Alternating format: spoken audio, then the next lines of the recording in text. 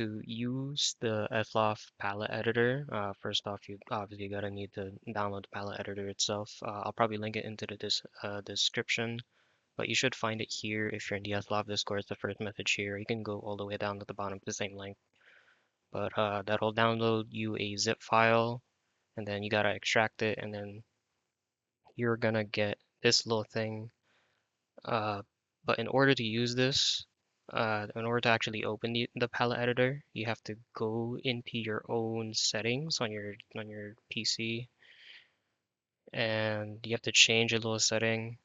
You go to time and language, language and region, administrative language settings, change to some locale, and you have to turn on this UTF-8 setting. I have no idea what it does, but it makes the palette editor work. And I don't think it actually does anything to your PC. I haven't noticed anything different really. But in order to use the palette editor, you have to turn that on. And what you call it? When you do turn it on, it's gonna restart your PC, so don't forget over that. Again, I don't think anything bad has happened to me when I turned that on. Uh, in order to use the palette editor, though, it's the second teacup you have to open first, and then it opens up another file explorer thing. And then from here, you have to pick another, you have to pick just a character's color you want to change. So say like I want to change Cecil. It's over here. It says a bunch of things. Probably because I think this is in Japanese, and I just don't have the characters for it on my computer. And this is it. Uh, that's pretty much how to get here and how to use it. As for how to use the actual palette editor itself, uh, what you call it? There's these boxes with like red outlines on it. These are basically colors that are like hard lock and like other things will adapt to it. You know, like you see like the colors around this color, like they're all the colors on this row are like making gradients that like make sense for that. But this one's not getting changed at all because it's hard lock. So like all the colors to the left of this would like not be influenced by whatever I'm doing here. Same thing with this right one. It's still going to be hardstock gray. But if I change this, it's going to change everything. Oh, I actually don't know what color these were, so I'm gonna just guesswork this. That seems about right. Uh, what you call it? Generally at the bottom, the effects are down here, so this is clearly his ice. I didn't mess with it. Uh, generally all the red boxes are around here. If you want to set another red box or you want to delete a red box, you right click something. So if I say I want to lock this one, I'm right clicking it and then now it's red and now it's locked. If I change this thing, it's not gonna change the colors to the left of that. It's not gonna change that color and the colors to the left of it, but if I change this, it's gonna change the colors around it as well. Uh, You can also copy and paste a row. So say you go here, you copy this and you paste it over here. Uh, it's gonna copy. I guess you can't really see it because it's a very similar row, but it does copy the entire row's color scheme and then paste it over. Um,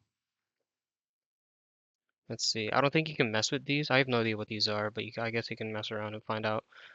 But I've never had to change these for making color. You can't really figure out which color is which either just from the palette editor itself. You kind of have to like mess around, save it, put it into the game, and then see if everything's correct, and then change it again if something's messed up. Uh, but that's kind of how it is. As for saving these colors and actually using them in game, you hit Control S. Gonna open this. It's gonna ask you where to save it. You can save this in a separate folder, and make it more organized. I just save it in here. I just save it in the palette editor. Then like I save it over whichever file I want. This one's already saved, so I'm not gonna do it. But you do have to name it. I mean, you don't have to name it when you're just saving it, but when you do put it into the game, it has to be in the name of color 000 or 001, whatever. Uh, Mine's on 000 because I'm lazy. I think ideally you'd probably take a one of those unused color palettes or color slots, like color 32. You could probably put in 032 and you'd probably be okay. I think it works like that. I haven't done it over a color slot 32, but it should work. I don't see why it wouldn't. But yeah, put it on color 000. I put it on color 000. And to import it, you basically take your SLOT folder, open that. I'm gonna do it with Cecil. Go to the character. You go to the character you want to change. Cecil's over here, and you go to your palette editor. You go to your Cecil folder, or at least you take the thing that you take the folder or the spot where you saved your color. Mine is just in the palette editor, and then you just paste it over here. You replace the file destination, and now when you open your game, it should actually be in there if you did it all right.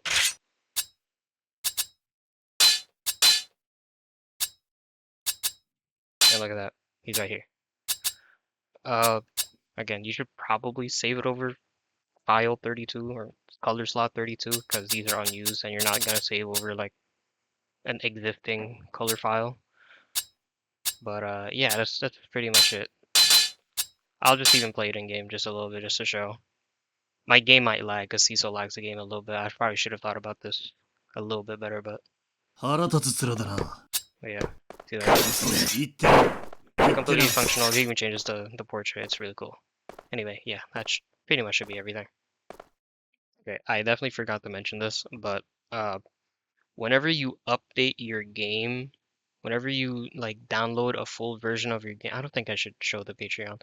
Uh, Whenever you download a full version of the game, your colors will get like overwritten, like it will get saved over. However, if you download a file different update between every version of the game and you know how to update it through that, your colors will not get overwritten. So that's just a thing to keep in mind. Like say like you haven't played for like 2 patches, you have to download a full version of the game. Uh, just to get up to date real quick, your colors will need to be uh, re-imported into the game. But it's pretty simple. Just again, just put them in a spot where you know where they are, and then just re-import it. It's pretty quick, but you know, it's an important note.